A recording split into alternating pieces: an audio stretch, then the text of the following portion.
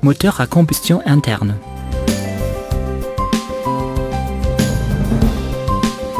Chaque processus de combustion engendre des résidus ayant un effet à long terme sur le mode de fonctionnement et le rendement d'un moteur. En particulier, cela résulte en une diminution de la compression en fonction du taux d'encrassement occasionné par des résidus au niveau des anneaux de piston, des anneaux racloirs d'huile et de leurs rainures. La détérioration de la qualité de la combustion du mélange carburant-air résulte en une réduction du rendement. Par conséquent, la consommation d'huile et de carburants augmente, ce qui résulte en une augmentation considérable des résidus de combustion, en une détérioration de la qualité des gaz d'échappement et en une augmentation du taux d'usure des groupes moteurs.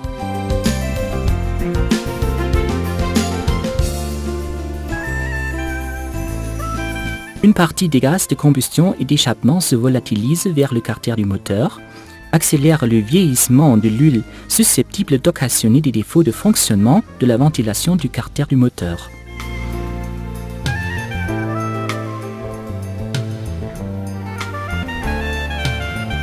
De forts encrassements, tels que des dépôts de résine dans les lignes d'amener d'huile, peuvent résulter dans une diminution de la lubrification de composants importants, tels que de l'arbre à cames.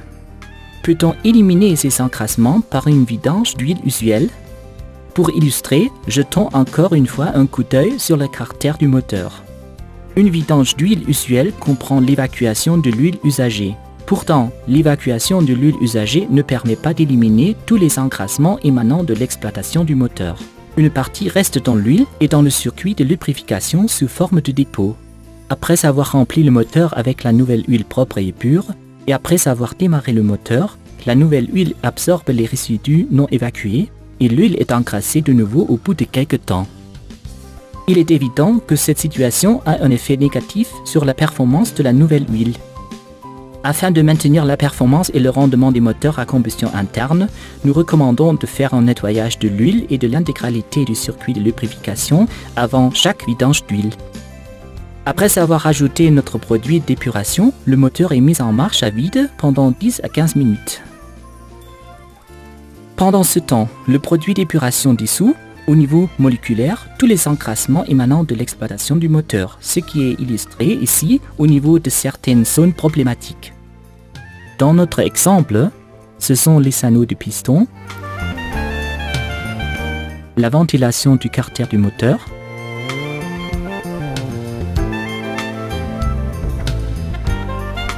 et la zone de lubrification de l'arbre à cames. En même temps, des ingrédients de haute capacité de lubrification protègent le moteur durant le processus de nettoyage. La souplesse des élastomères des bagues d'étanchéité d'arbre et des anneaux toriques est maintenue. La vidange de l'huile usagée entraîne une évacuation de toutes les particules d'encrassement.